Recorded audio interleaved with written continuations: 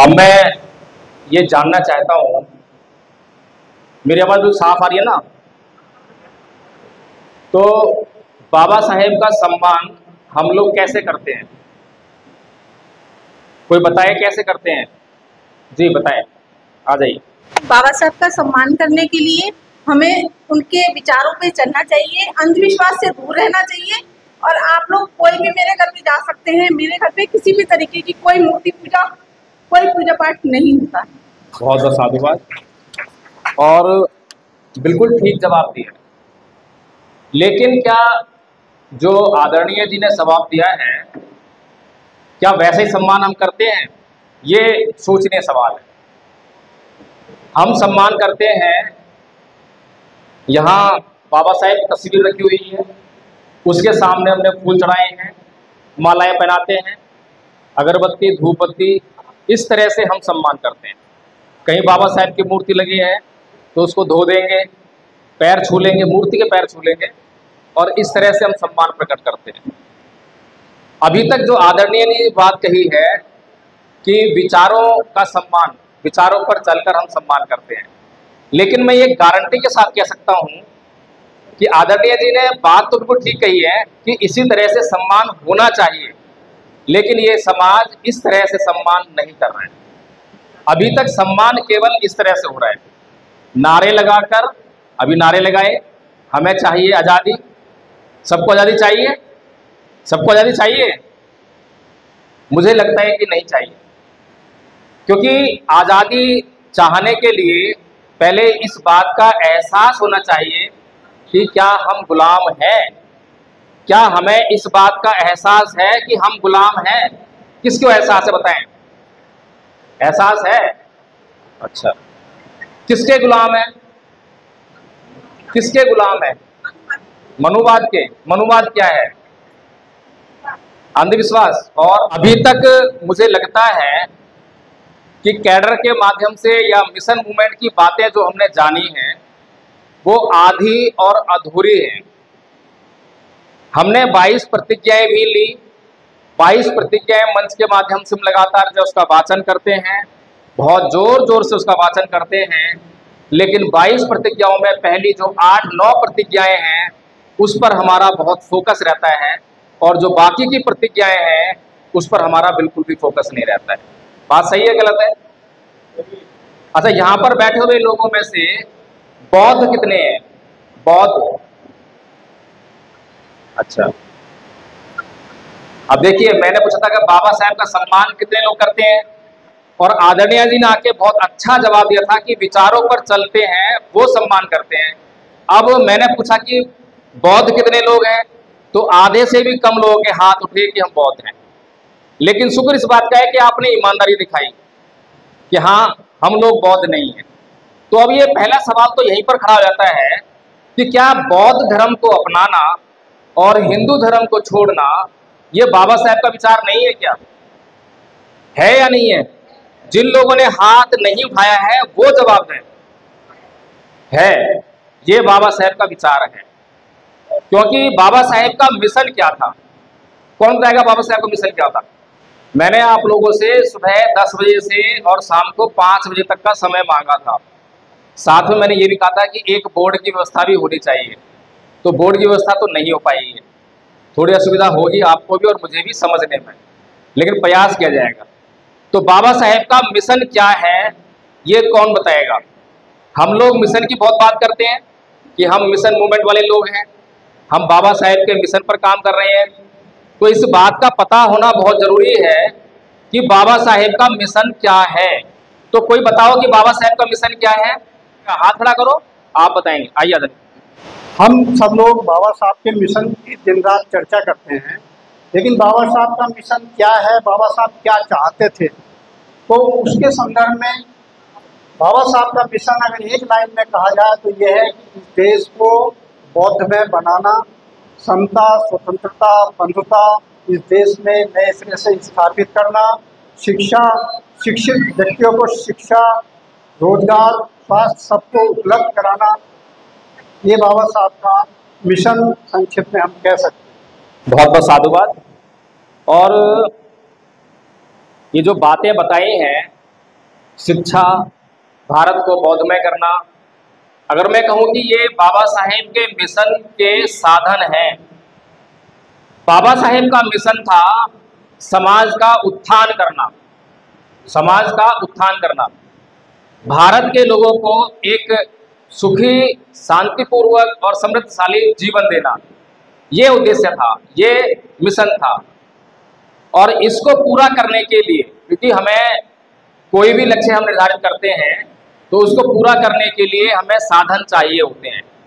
तो बौद्धमय भारत जो है हमारे लिए एक लक्ष्य बनेगा जिसके माध्यम से हम लोगों को सुखी करने का प्रयास करेंगे, क्योंकि हमारे सामने बहुत सारी मुसीबतें हैं, परेशानियां हैं। जैसे कि हमने कहा कि भारत को बौद्धमय करना बाबा साहेब का मिशन था, ठीक है।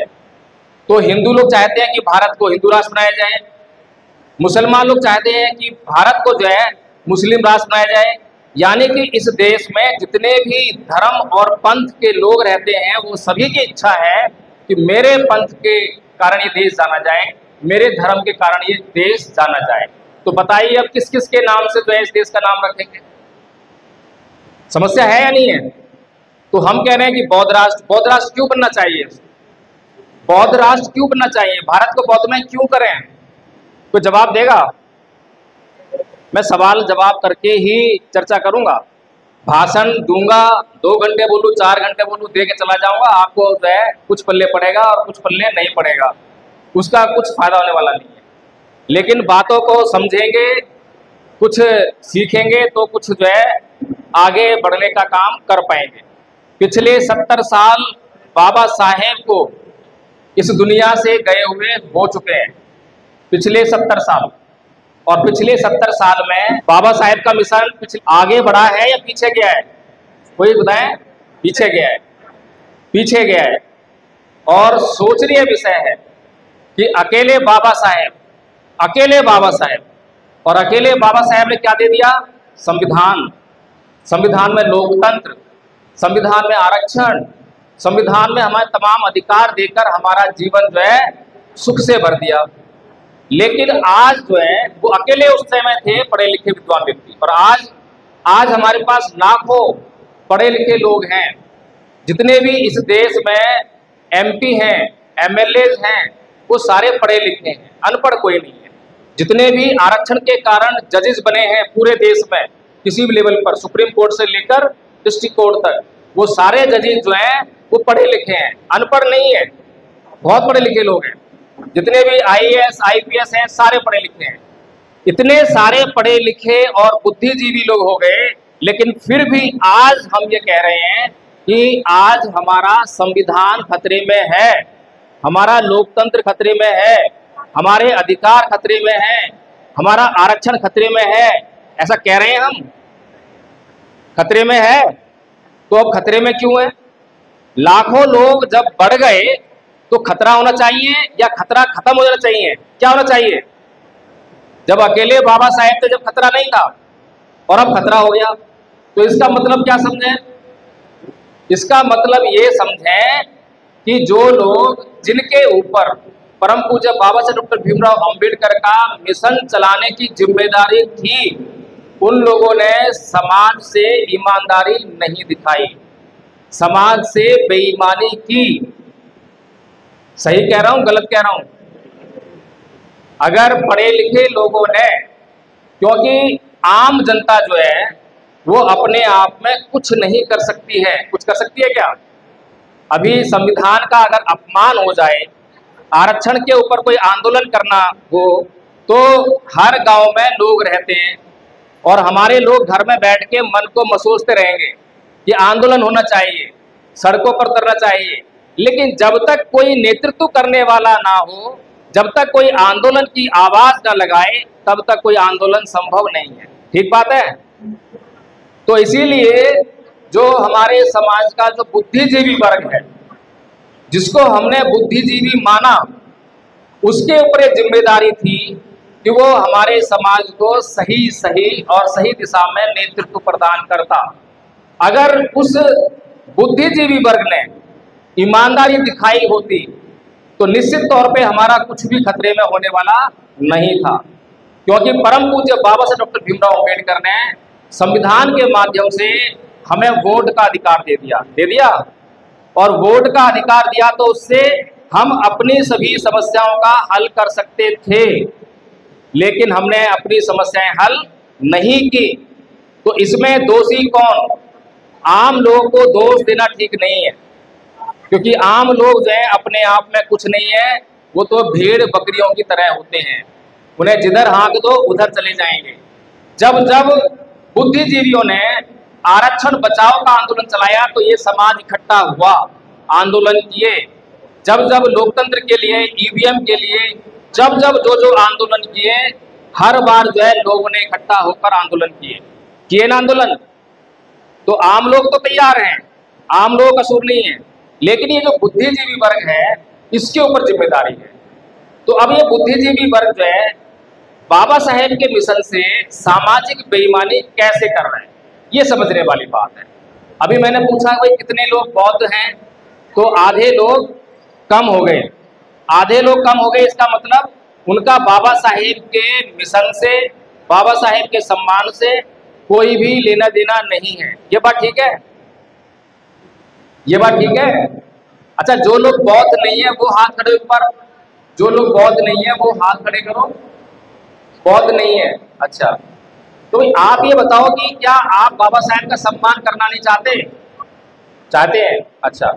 तो बाबा साहेब समाज का उत्थान करने के लिए, समाज के उत्थान में क्या है परेशानी, क्या है कि समाज जो है बीमार है।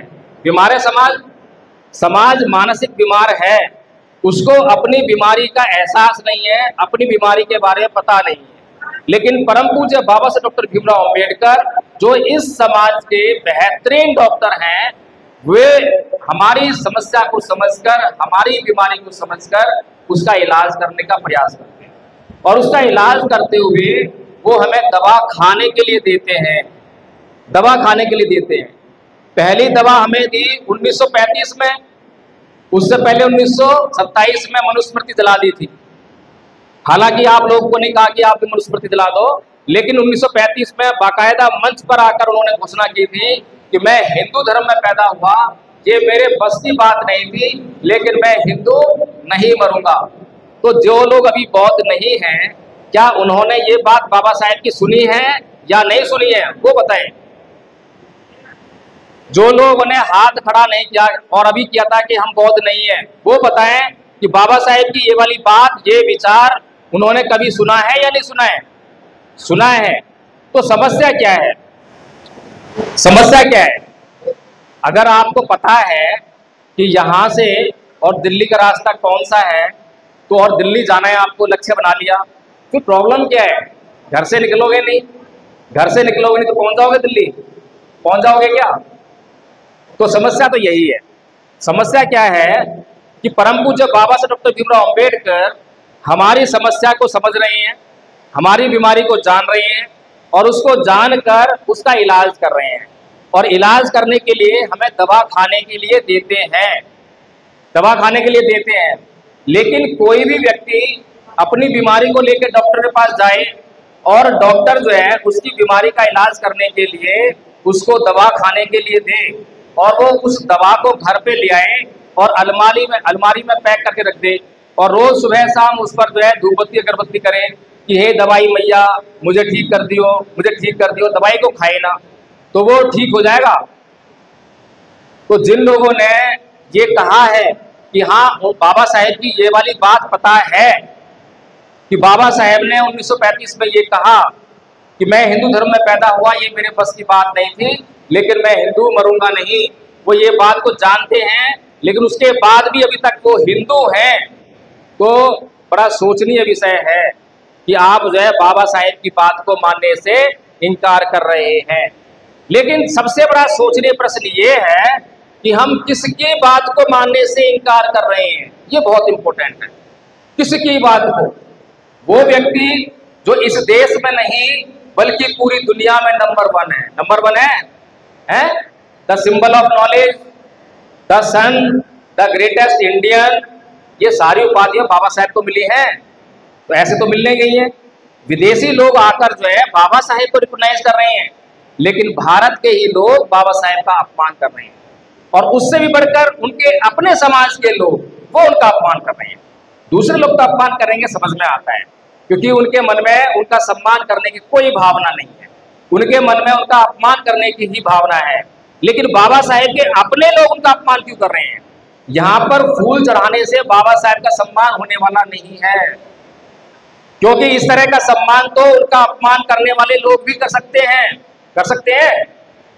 अभी अमित शाह ने कहा था ना संसद में कि बाबा साहेब का नाम लेना जय जय जय जय भीम करना ये फैशन बन गया है, कहा था। तो उसने गलत कहा था, ये उसने गलत कहा था क्या? बाबा साहेब का नाम लेना, बाबा साहेब के जयकारी लगाना, यही हमारे लिए मिशन बन गया है। बाकी बाबा साहेब की बात को मानना नहीं है, उनके द्वारा दी गई दवाई को खाना नहीं है। तो इसीलिए जो है सबसे पहली बात तो हमें ये समझ लेनी चाहिए कि अगर हम अमित शाह से, मोदी से, आरएसएस से इस बात की उम्मीद करें कि वो बाबा साहेब का सम्मान करेंगे, तो ये हमारी मूर्खता है। मूर्खता है। हमें पता है कि वो बलुवादी हैं, हमें पता है कि वो बाबा साहेब का सम्मान नहीं करेंगे, हमें पता है कि वो बाबा साहेब का अपमान करेंगे, ये बातें हम अच्छी तरह जानते हैं। लेकिन फिर भी जब अमित शाह ने संसद में खड़े होकर ये बात कही तो हम उसके खिलाफ नारेबाजी करने लगे, सड़कों पर उतरने लगे, हो हल्ला करने लगे। क्यों कर रहे हैं हो हल्ला? और उसने क्या गलत कह दिया? क्या बहुजन समाज के लिए बाबा साहेब का नाम लेना फैशन नहीं है? अगर बाबा साहेब का नाम लेना इस समाज के लिए फैशन नहीं होता तो इसका परिणाम ये होता कि अमित शाह संसद के बाहर होता और ये समाज संसद के भीतर होता। होता नहीं होता? अगर आपने वास्तव में बाबा साहेब के विचार पे अमल किया होता तो ये समाज संसद के अंदर होता, और अमित शाह के पास इतना वोट नहीं है कि वो संसद पहुंच पाए। बाबा साहेब संविधान सभा में संविधान को लागू कराने के बाद जब बाहर आ रहे हैं तो ये कह रहे हैं सभा से कि जाओ है मेरे समाज के लोग, अपने घरों की दीवारों पे लिख दो कि हम इस देश के शासक हैं। कह रहे हैं। लेकिन उनकी एक एक बात को मिटाने की कसम इस समाज के लोगों ने खाई है। इस समाज ने उनका अपमान करने की कसम खाई है। इस समाज ने उनको जो है हर बात से जलील करने की कसम खा रखी है। मैं गारंटी दे रहा हूं। अभी यहां पर जो है मुझे ये बताओ कि जाटव समाज के लोग कितने बैठे हैं? जाटव समाज के, जाटव चमार दोनों लगा लो। अच्छा, बहुत बढ़िया। और वाल्मीकि समाज कितने हैं? वाल्मीकि समाज एक भी नहीं। बाकी कौन से समाज के लोग बैठे हैं? जरा वो हाथ खड़ा करें। बाकी ये समाज के कौन समाज से है? प्रजापति एससी। अच्छा, कुर्मी ओबीसी। चलिए, बहुत अच्छी बात है, साधुवाद के पात्र हैं आप। तो कहने का मतलब ये है कि परम पूज्य बाबा साहेब डॉक्टर भीमराव अंबेडकर इस दुनिया के सर्वश्रेष्ठ विद्वान हैं, इसमें किसी को शक नहीं है। पहली बात तो ये है। अगर इसमें किसी को शक नहीं है तो सबसे बड़ी बात तो ये होनी चाहिए कि उनका जो है अंधा अनुकरण शुरू हो जाना चाहिए। अभी हम ऐरे गहरे नत्थु गहरे लोगों का अंधा अनुकरण करने लगते हैं, जिनसे हमें कोई लाभ नहीं हो रहा बल्कि नुकसान हो रहा है। लेकिन जो विश्व का सर्वश्रेष्ठ विद्वान है उसका अंधा अनुकरण करने में हमें समस्या उत्पन्न होती है। उससे हम 10 तरह के सवाल करते हैं। अंधा अनुकरण करने के लिए हमारे किसी महापुरुष ने नहीं कहा, ना बाबा साहेब ने कहा, ना भगवान बुद्ध ने कहा।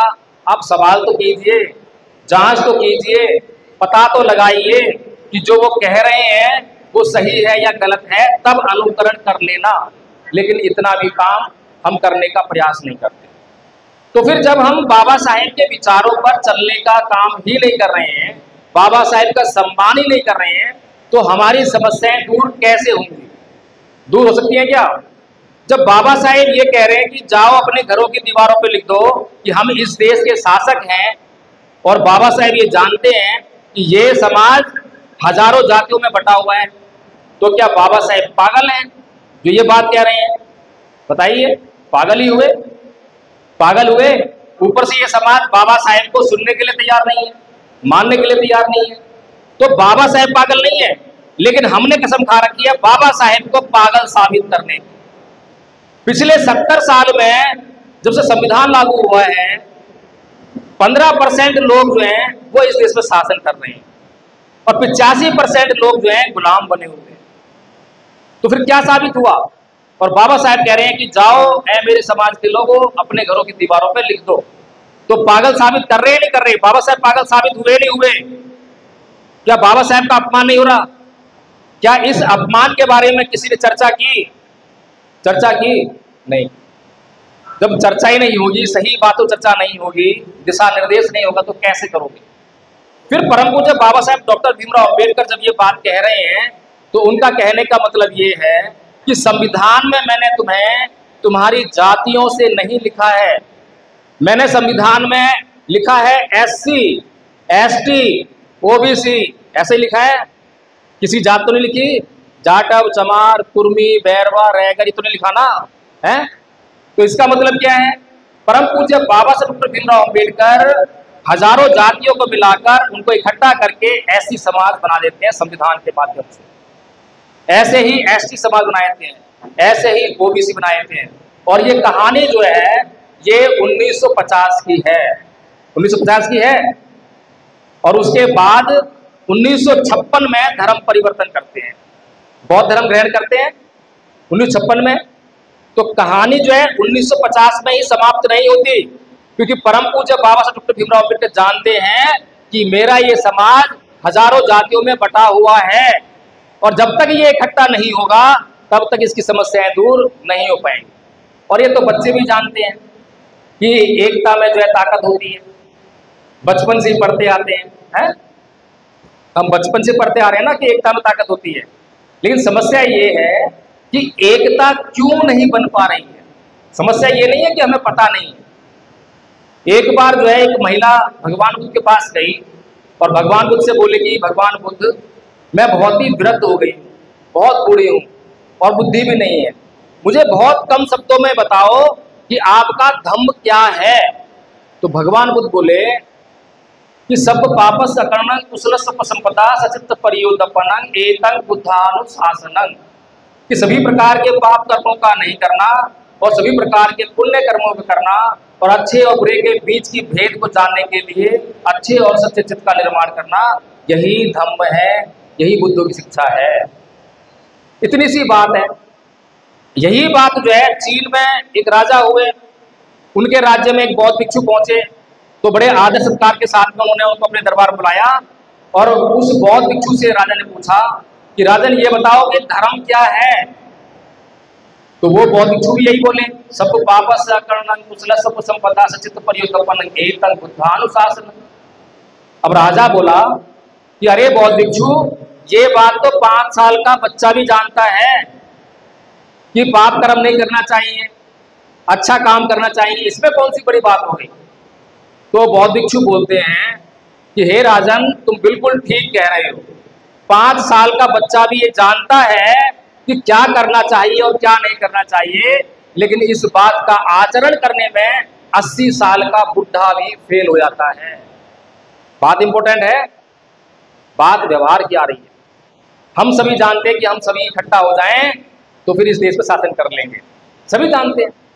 और दिन रात फेसबुक पर, व्हाट्सएप पर, सोशल मीडिया पर यही गाना गाते रहते, इकट्ठे हो जाओ, इकट्ठे हो जाओ, चंद्रशेखर भाई मायावती से मिल लो, मायावती बहन जी चंद्रशेखर से मिल लो, चंद्रशेखर को बुलाओ, इकट्ठे हो जाओ, इकट्ठे हो जाओ, यही कर रहे हैं। लेकिन जब समस्या के मूल को नहीं जानेंगे कि समस्या क्या है तो समस्या दूर कैसे होगी। क्या करना चाहिए सभी जानते हैं, लेकिन समस्या का मूल नहीं जानते। इसी पर एक कहानी सुनाता हूं। एक बार एक बुढ़िया थी, उसकी सुई खो गई और खंबे की रोशनी में अपनी सुई ढूंढ रही है। बहुत देर हो गई, सुई नहीं मिली।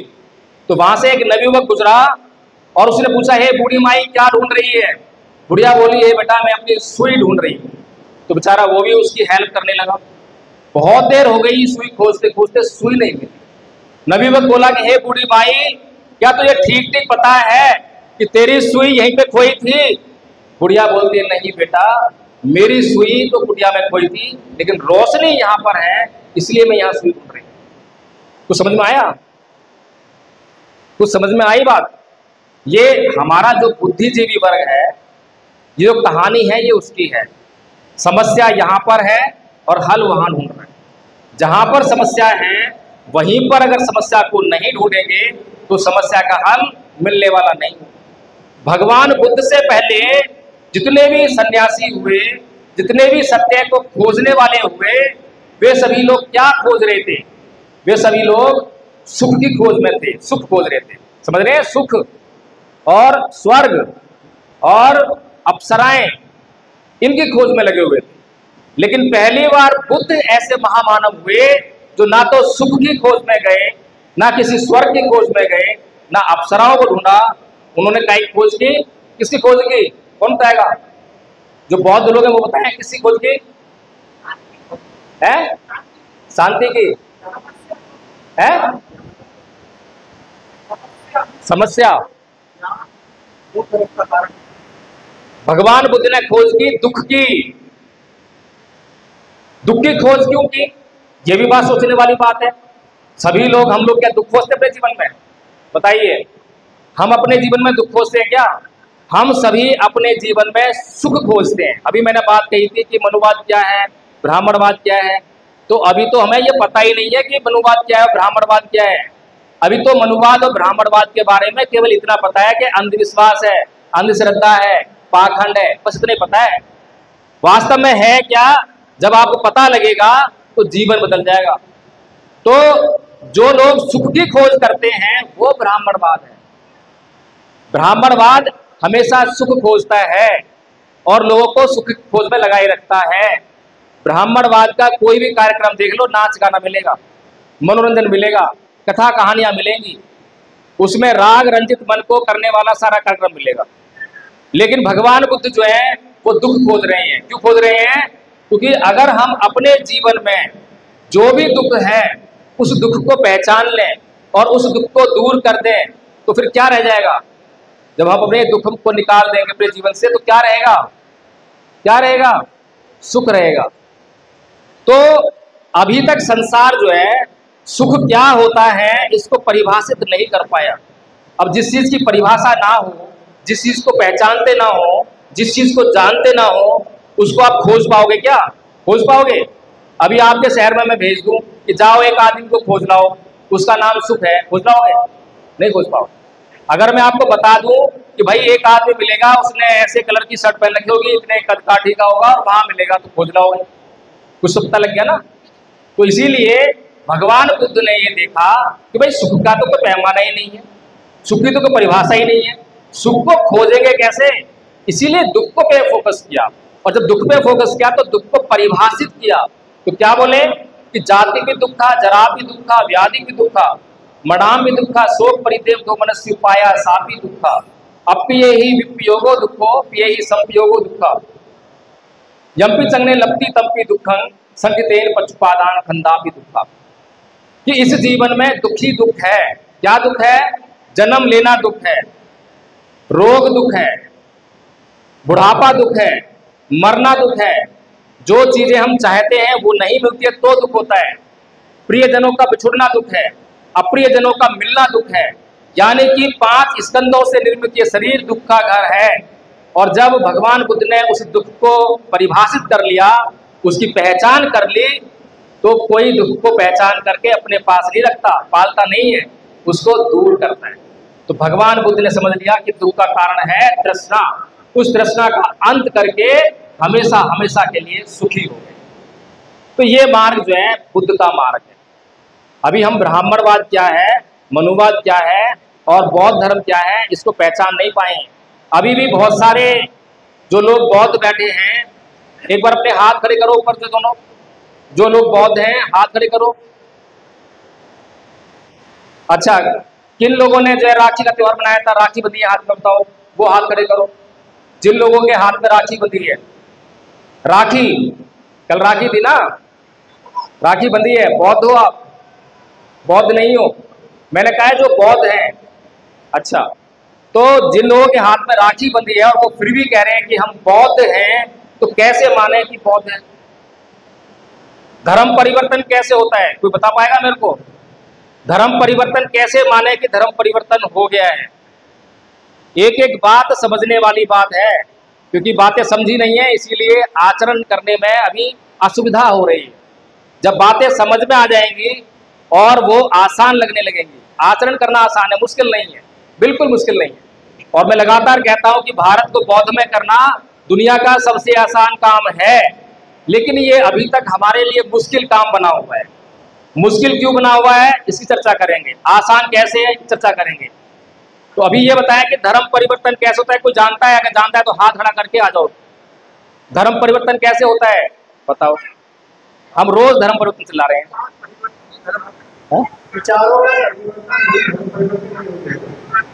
विचारों का परिवर्तन ही धर्म है, लेकिन क्या हमने विचारों का परिवर्तन करके धर्म परिवर्तन किया है? नहीं।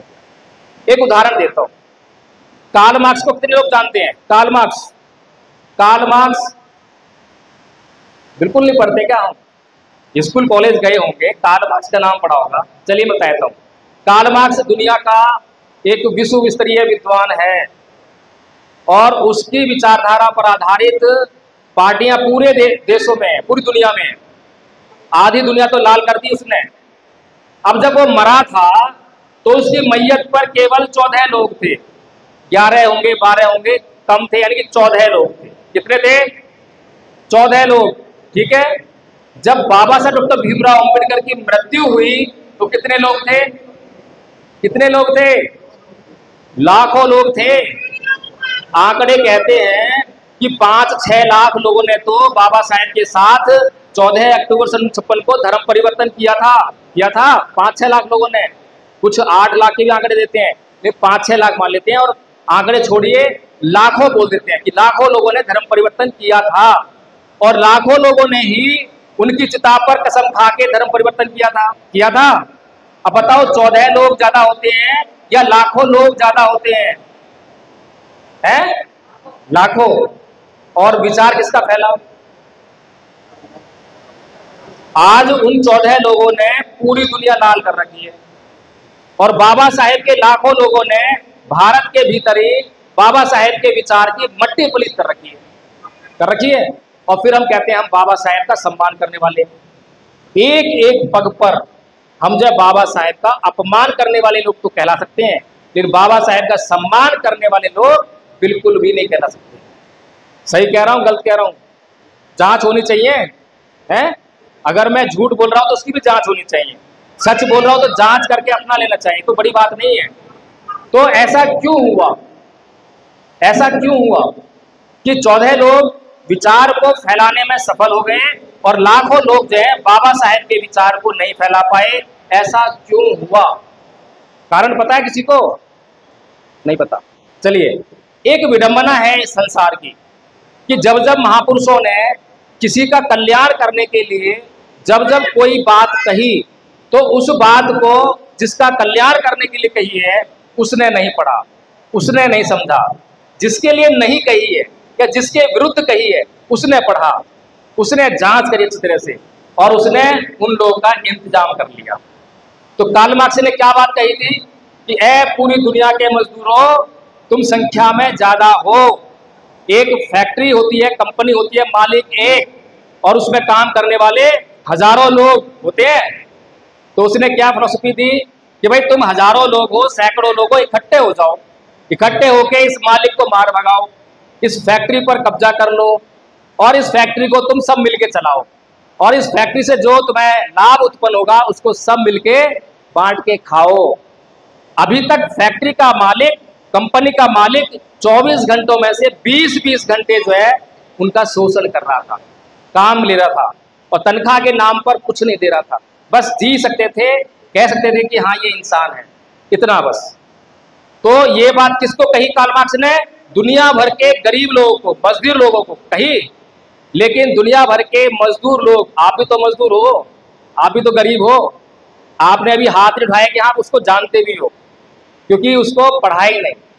तो मजदूरों ने नहीं पढ़ा, किसने पढ़ लिया? पूंजीपतियों ने, उन फैक्ट्री के मालिकों ने, कंपनी के मालिकों ने। जब उन्होंने पढ़ा कि कार्ल मार्क्स ने ये बात कही है और अगर लोगों ने उसकी ये बात मान ली तो फिर हमारे फैक्ट्री, हमारी पूंजी सब छिन जाएंगी। तो उन्होंने जो है उसका इंतजाम कर दिया। क्या इंतजाम कर दिया कि काम करने के घंटे घटा दिए, 24 घंटे में से 8 घंटे कर दिए और बहुत सारी सहूलतें दे दी, बहुत सारी सहूलतें, पेंशन, पीएफ और बहुत सारे जो है स्कीमें दे दी। तो उससे जो है जो मजदूर हैं वो खुश हो गए। खुश होकर क्या होते हैं, जब कोई खुश हो जाता है तो क्या होता है, जब किसी के पास सुख आता है तो एक सामान्य स्वाभाविक प्रवृत्ति है कि कोई भी व्यक्ति जिसके पास सुख आया है वो सुख को भोगने भागता है, तुरंत भोगने भागेगा। तो ऐसे ही जब मजदूरों के पास सुख आया तो भोगने भागे, और भोगने भागे तो खुश हो गए, बस चैन पड़ गया। तो उन्होंने जो कार्माक्स की बात थी उसकी योजना को वहीं छोड़ दिया, काम पूरा हो गया योजना की भाड़ में। इसीलिए आज भी दुनिया भर के मजदूर वो गुलाम हैं, गुलाम हैं, मालिक नहीं बन पाए, राजा नहीं बन पाए। ना तो किसी संसद में जाते हैं, किसी देश के राजा नहीं बनते। सही कह रहा हूं? आज भी इस देश में लगा लो कि संसद में राज किसका है, गरीबों का या अमीरों का? अमीरों का है ना। गरीब क्यों नहीं गए? अगर कोई गरीब से मैं कहूं भाई तुम्हें एमएलए का चुनाव लड़ना है तो क्या बोलेगा? अरे नहीं नहीं नहीं, मेरे पास इतने पैसे नहीं है, ऐसे ही बोलेगा।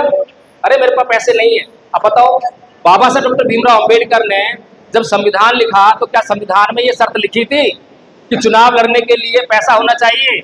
लिखी थी? बल्कि उन्होंने तो ऐसी व्यवस्था दी कि कोई भी इस देश का नागरिक इस देश का एमएलए बन सकता है, एमपी बन सकता है, प्रधानमंत्री बन सकता है।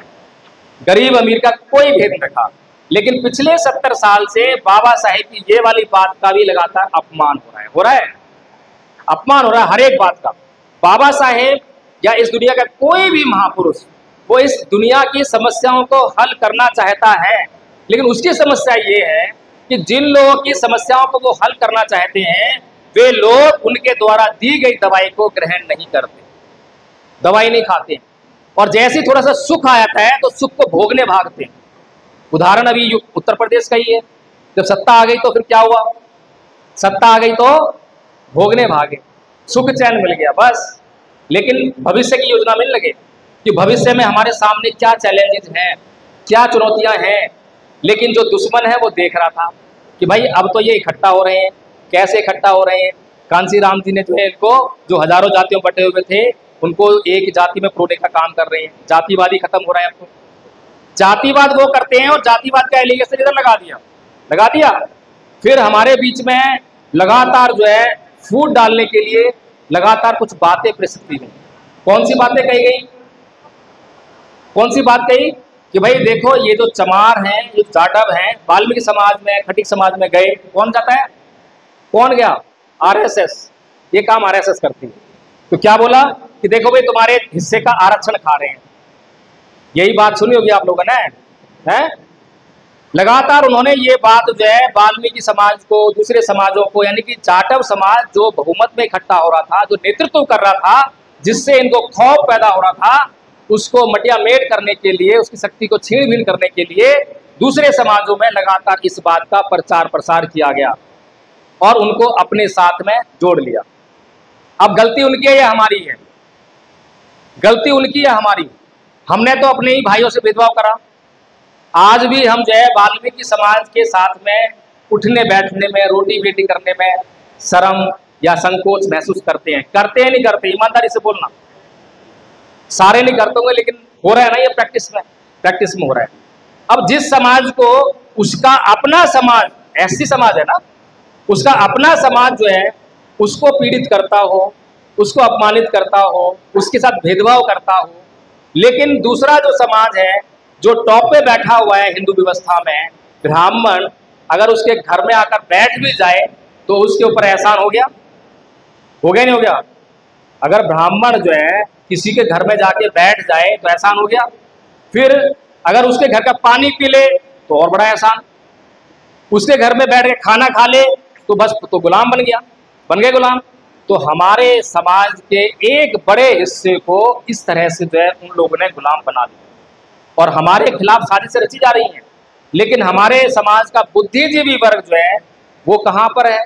ये काम तो उसी का था ना, ये काम तो उसी का था कि वो ये सोच रखता कि भाई हमारे समाज के भविष्य के साथ में क्या षड्यंत्र रचा जा रहा है, तो वो प्लानिंग करता, वो जगह जगह जाकर, गांव गांव जाकर इसी तरह से कैडर कैंप लगाता, लोगों को जागरूक करता, लोगों के बीच में से भेदभाव खत्म करता और अपने समाज को बोलता कि भाई जाओ उन घरों में तो जाके चाय पियो, उनके दुखों को देखो, तकलीफों को देखो, कोई दुख तकलीफ हो तो बताओ, उनके लिए लड़ाई करो।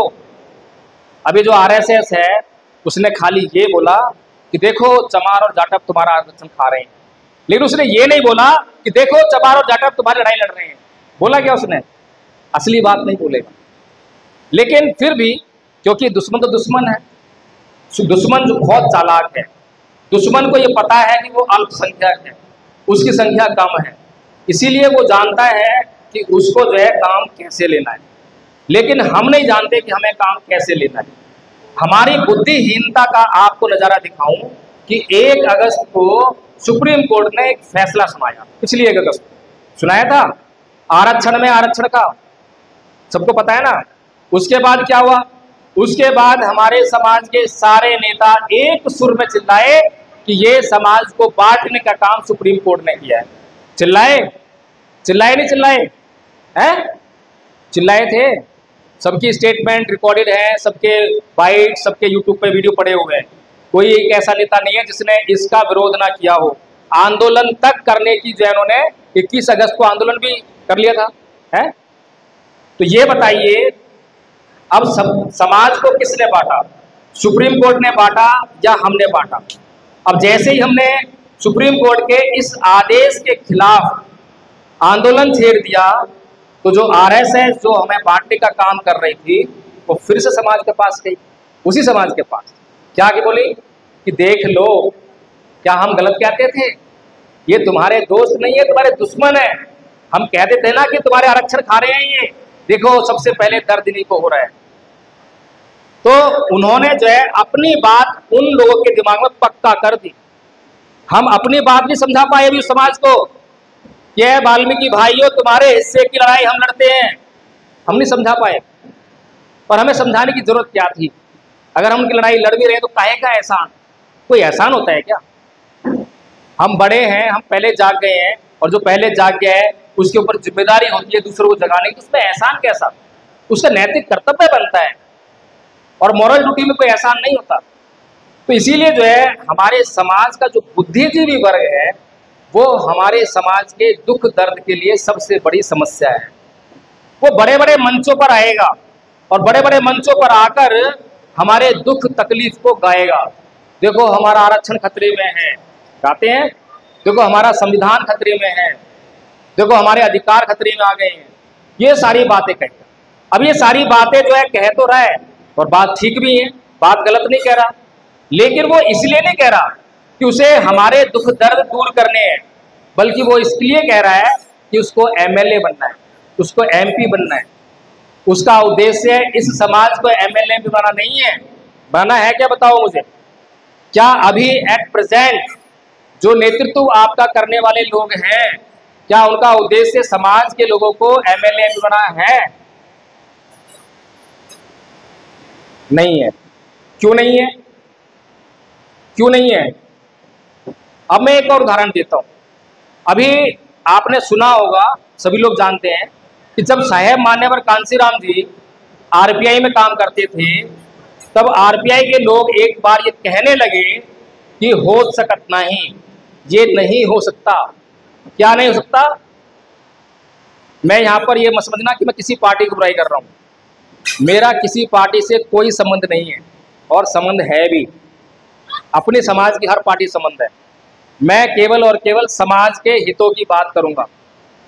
बाबा साहेब ने एक कथन कहा था कि कोई भी औरत अपनी इज्जत के आधार पर किसी के प्रति कृतज्ञ नहीं हो सकती है।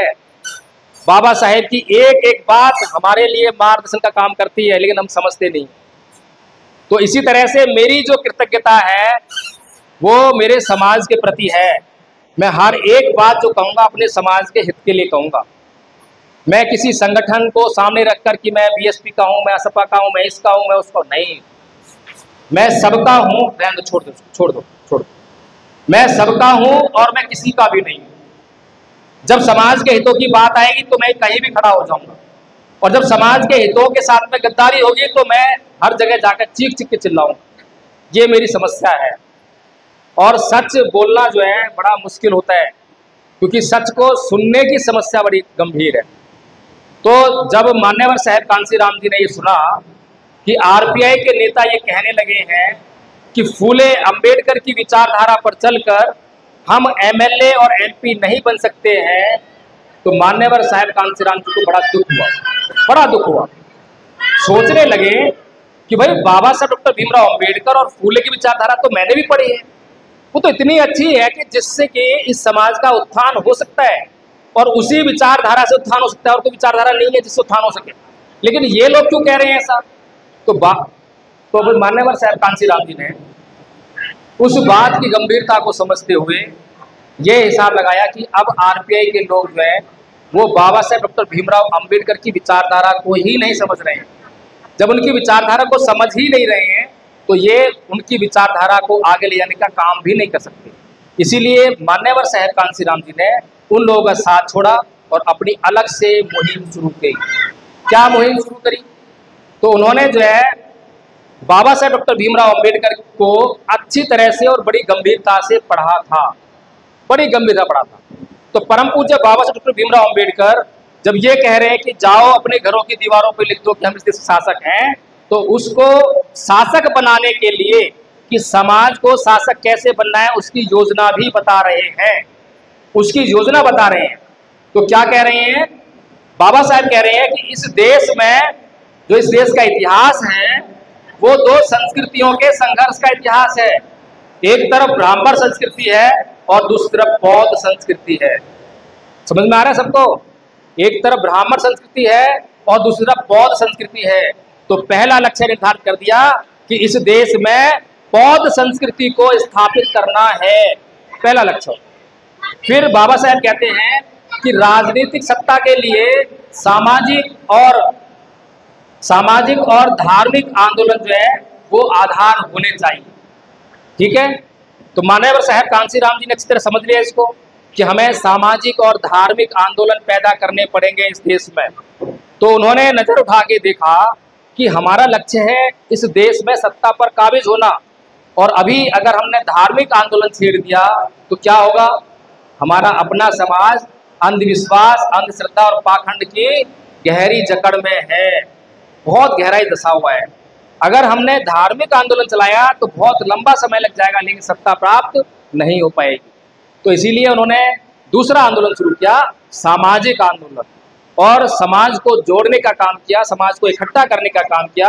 और जब उसके लिए काम किया तो सबसे पहले उन्होंने क्या बनाया था? DS4। मुझे ज़्यादा जानकारी नहीं है, पहले DS4, फिर वामसेव, और दोनों ही संगठन जो है वो नॉन पॉलिटिकल है। ठीक है? राजनीतिक दल नहीं है, राजनीतिक पार्टी नहीं बनाई। क्या बना रहे हैं? DS4 और वामसेव, और उसके बाद BSP। और BSP बनाने के लिए भी वो कह रहे हैं कि जल्दबाजी हो रही है। मान्यवर साहब कांसीराम जी कह रहे हैं कि जल्दबाजी हो रही है, अभी हमारा समाज तैयार नहीं है। अच्छी तरह कह रहे हैं, गलत कह रहा हूँ सही कह रहा हूँ? जब 1995 में पहली बार सत्ता में आए तो प्रेस रिपोर्टर ने मान्यवर साहब कांसीराम से पूछा कि साहब आज तो आप बड़े खुश हो गए। तो साहब क्या कह रहे हैं? नहीं, मैं बिल्कुल खुश नहीं हूँ। अरे आप सत्ता में आ गए, आप खुश नहीं है? हाँ, मैं बिल्कुल खुश नहीं हूँ, क्योंकि जो महिला जो समय होता है बच्चा को डिलीवर करने का, उससे पहले बच्चे को जन्म दे देती है, तो जच्चा और बच्चा दोनों की जान खतरे में होती है। ये साहब मान्यवर का कथन है, स्टेटमेंट है। तो वो क्या कहना चाह रहे हैं कि समाज अभी मैच्योर नहीं है और हमने बहुत जल्दबाजी की है, और हमेशा होता ही यही है, क्योंकि राजनीति करने वाले लोगों को बहुत जल्दी MLA बनना है, बहुत जल्दी MP बनना है, प्रेशर करते हैं, साहब पार्टी बनाई, साहब पार्टी बनाई, साहब पार्टी बनाई। अक्सर ऐसा होता है। हमारे सामने एक और संगठन है, वो संगठन कौन सा है? RSS। RSS ने क्या बनाया? राजनीतिक पार्टी बनाई थी क्या? पहले क्या बनाया था? सामाजिक संगठन। और लक्ष्य क्या था? हिंदुत्व को लोगों के दिमाग में ठूस ठूस के भरना, यह उसका लक्ष्य था। ठीक है? अच्छा, इसको करने का उनका उद्देश्य क्या था? उद्देश्य तो वही सत्ता, क्योंकि वो अच्छी तरह से देख पा रहे हैं कि अब इस देश में लोकतंत्र के जरिए जो है शासन व्यवस्था चलेगी, और लोकतंत्र के जरिए चलेगी तो फिर बहुमत के आधार पर सत्ता में आना होगा। और जब वो ये बात को देखते हैं तो अपनी जांच करते हैं, भाई हम कितने हैं, तो पता लगता है कि हम तो संख्या में है ही नहीं, और जो हैं वो भी गए गुजरे। तो इसीलिए उन्होंने जो है अपनी प्लानिंग शुरू कर दी। उस समय बहुसंख्यक लोग जो है हिंदू हैं भारत में उस समय, लेकिन फिर भी वो जो है हिंदू धर्म को प्रमोट करने के लिए उस संस्था का निर्माण कर रहे हैं, कोई राजनीतिक दल नहीं बना रहे हैं। और 100 साल तक वो इंतजार करते हैं सत्ता में आने के लिए, 100 साल तक। और उनकी प्लानिंग 100 साल की नहीं होगी, ये भी बात बता दूं मैं, वो 200 साल की प्लानिंग लेके चले होंगे कि लक्ष्य हम रखेंगे 200 साल का, उससे पहले कितना भी मिल जाए वो हमें मंजूर है, लेकिन हम जो है धीर गंभीर होकर जो है विचलित नहीं होंगे और लक्ष्य पर बिल्कुल डटे रहेंगे। लेकिन हमारे समाज में क्या प्रॉब्लम है कि अभी बीज डालो, कल पेड़ उग जाए और परसों फल मिल जाए, और फल मैं अपने जीते जी खाऊं। ऐसा ही है, ऐसा ही है ना? है, मैं आगे 500 साल की कोई प्लानिंग करना नहीं चाहता, मुझे आज ही फल खाना है। अगर हम आज से 500 साल बाद की प्लानिंग करके चलें तो हम तो नहीं होंगे, सीधी सी बात है। लेकिन अगर हमने एक सटीक प्लानिंग कर ली तो निश्चित तौर पर उसके फल लगेंगे, और उन फलों को हमारी आने वाली पीढ़ियां खाएंगी, वो तो कम से कम सुख और शांति से जिएंगी, ये तो बात तय है।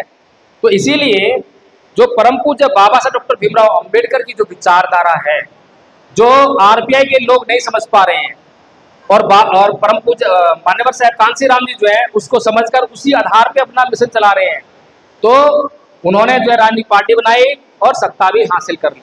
ऐसा क्यों हुआ, कारण क्या है, किस समझ में आया किसी को? आरपीआई फेल रही लेकिन मान्यवर साहब कांशीराम जी कामयाब रहे, कारण क्या था किसी को नहीं मालूम? चलिए, आरपीआई के लोगों का स्टेटमेंट क्या था कि हम बाबा साहब डॉक्टर भीमराव अंबेडकर और फूले की विचारधारा पर हम जो कभी भी चलकर जो है एमएलए और एमपी नहीं बन सकते। तो उनका उद्देश्य क्या है? खुद को एमएलए एमपी बनाना, खुद को। और मान्यवर साहब कांशीराम जी का उद्देश्य क्या है? उनका उद्देश्य है समाज का उत्थान करना। क्या है? समाज का उत्थान करना। तो परम पूज्य बाबा साहब डॉक्टर भीमराव अंबेडकर और ज्योतिबा फूले की जो विचारधारा है वो किसी को एमएलए एमपी बनाने की विचारधारा नहीं है।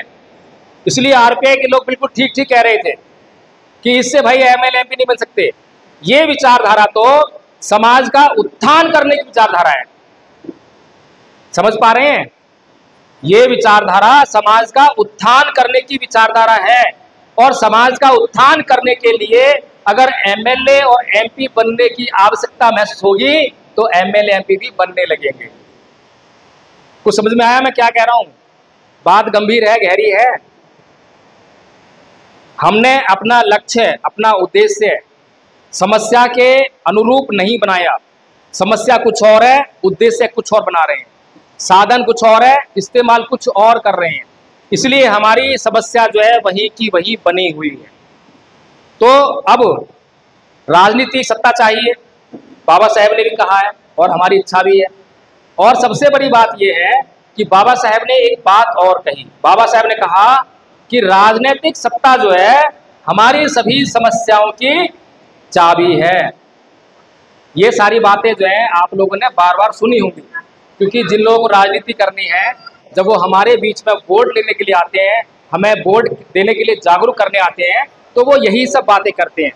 Capture the power of the parliament, और ये इट इज द मास्टर की ऑफ ऑल द प्रॉब्लम्स, है ना, ऐसी सी बातें करते हैं, तो ताकि आप लोग जो है वोट देने के लिए जाग जाओ। बात तो ठीक है, बिल्कुल ठीक है, बाबा साहेब ने बात कही।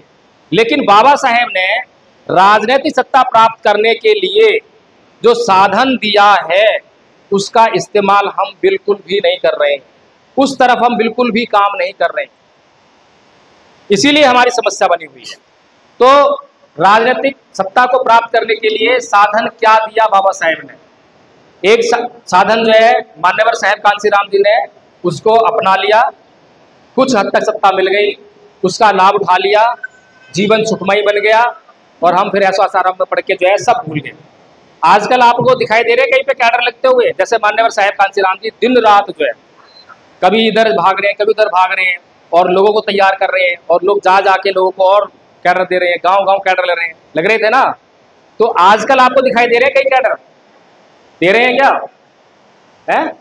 तो इसका मतलब क्या है कि अभी जो राजनीति चल रही है हमारे समाज की, वो मान्यवर साहेब कांसीराम जी ने जो पेड़ लगाया था, पेड़ लग गया, पेड़ तो फल देगा, लेकिन पेड़ देने की एक लिमिट होती है, मतलब फल देने की एक लिमिट होती है।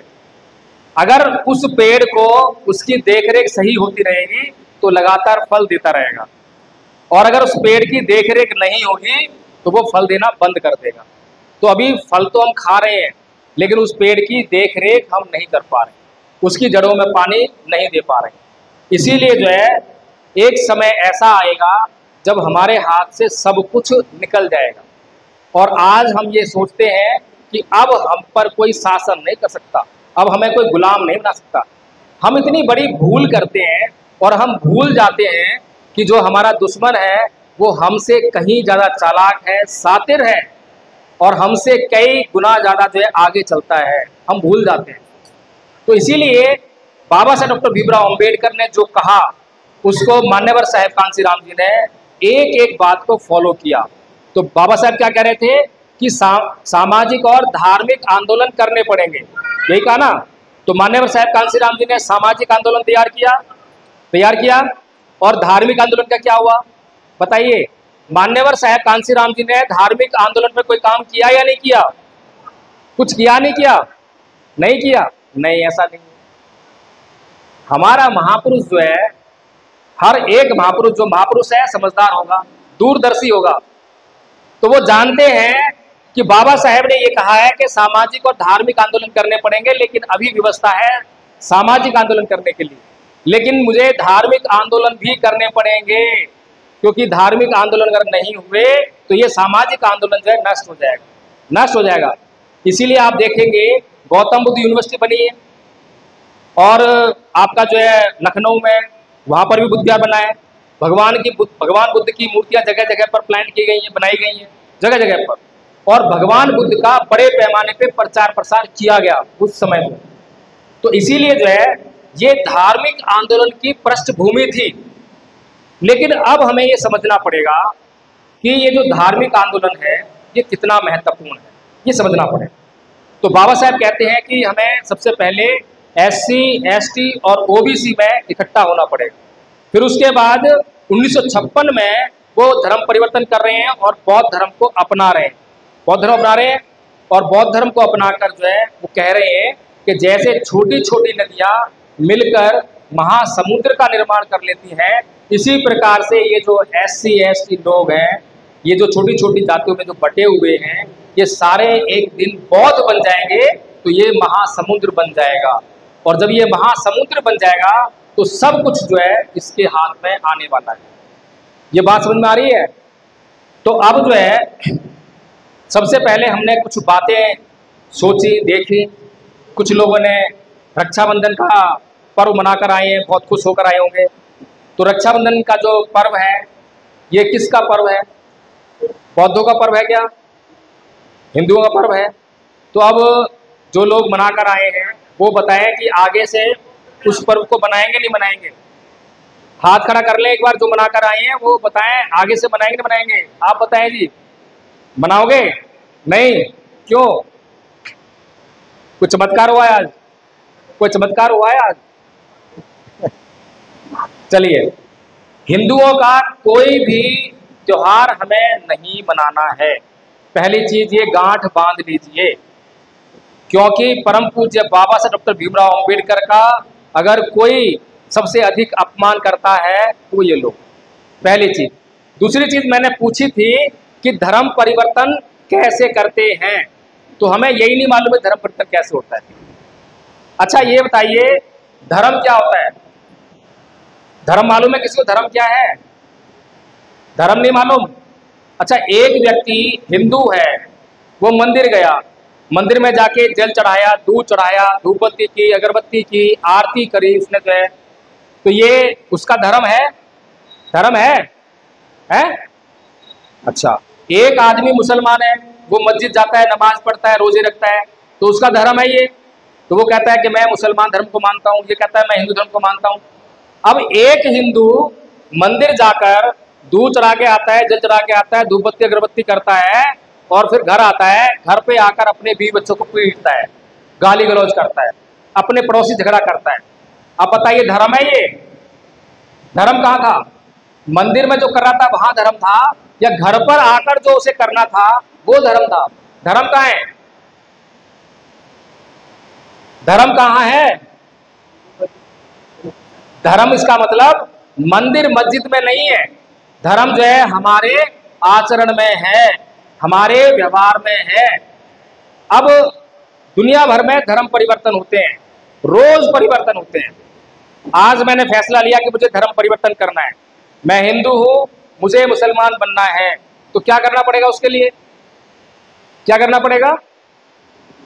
कल ही मैं जाऊंगा या आज ही चला जाऊंगा, कहां पर? मस्जिद में, और जाके मुसलमान बन जाऊंगा। सीधी सी बात है। कितनी देर लगी? कुछ घंटे। कितनी देर लगी? और बाबा साहेब को कितनी देर लग रही है? बाबा साहेब 1935 में हिंदू धर्म को पूरी तरह से त्याग देते हैं, ठीक है, और उसके बाद 1956 में बौद्ध धर्म स्वीकार करते हैं। 21 साल लगे, 21 साल लगे, और हमें एक आध दिन में कर लेते हैं। तो फैसला किसका गंभीर है? बाबा साहब का फैसला गंभीर है या नहीं है? बहुत सोच समझ के फैसला ले रहे हैं, तो उनको 21 साल क्यों लगे? बाकी लोग जा रहे हैं, चक्कर क्या है?